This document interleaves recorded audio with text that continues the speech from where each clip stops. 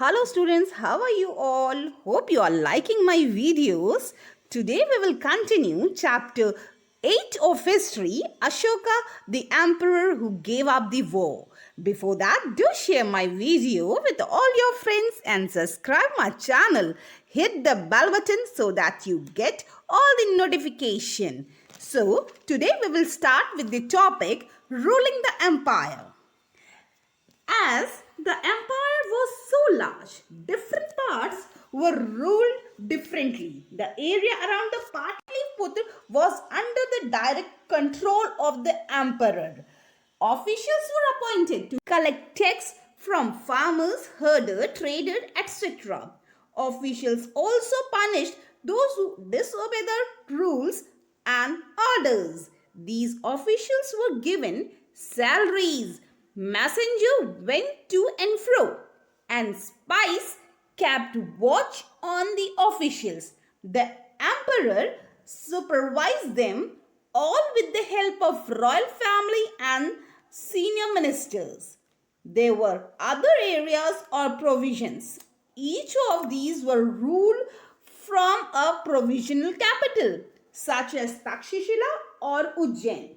Royal princes were often sent as a governor, local customs and rules were probably followed.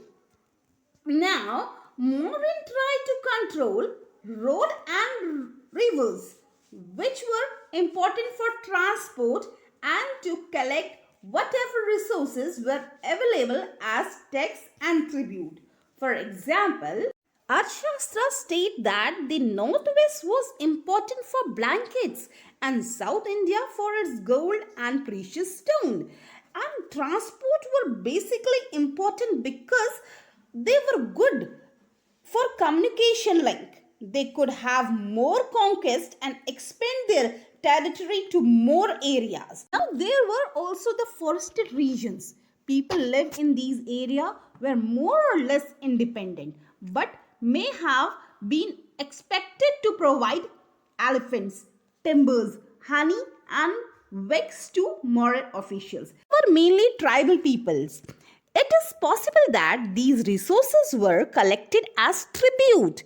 Now we will know what is the difference between tax and tribute. So tax is something that is compulsory levied either monthly, quarterly, semi-annually or per annually, and it is a fixed amount that a person has to pay or the fixed proportion that he has to pay. Now tribute on the other hand is a willing contribution that a person does and his contribution could vary in amount, so there is a variety of coverage under a tribute, and a tribute is something that person willingly offered to the emperor. So it was a basic difference between tax and. Now coming to our next topic, that is emperor and the capital city.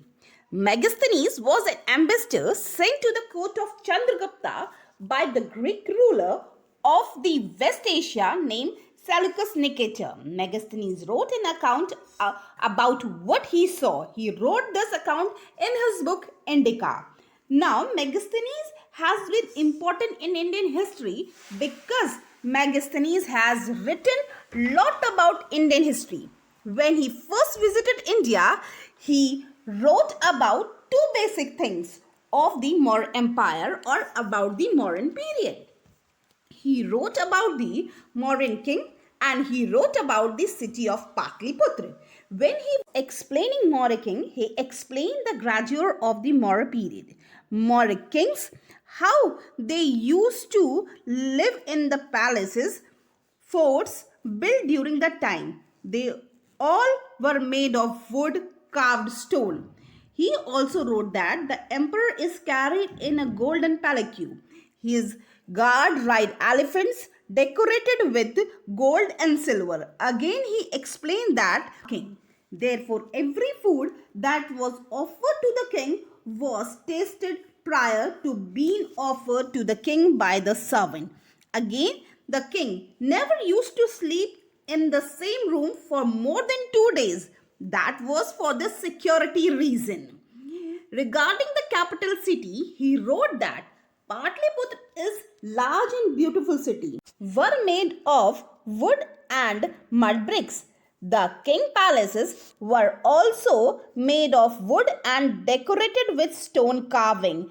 As I have told you, the palaces were made of wood. The statement by Megasthenes, where she says that there are seven castes which were divided based on the occupation during the modern period, and those were philosophers who were exempted from paying any tax, then farmer, soldiers, herdleman, artisan, magistrates, and the counselor. So, up to now, we have read about the Chandragupta Empire. Now, in the next video, we will come to our main topic, that is Ashoka. Till then, thank you. Have a nice day. But don't forget to subscribe my channel and hit the bell icon so that you can link with the further topic. Thank you. Massive walls. It has 570 towers and 64 gates. The houses of 2 to 3 stories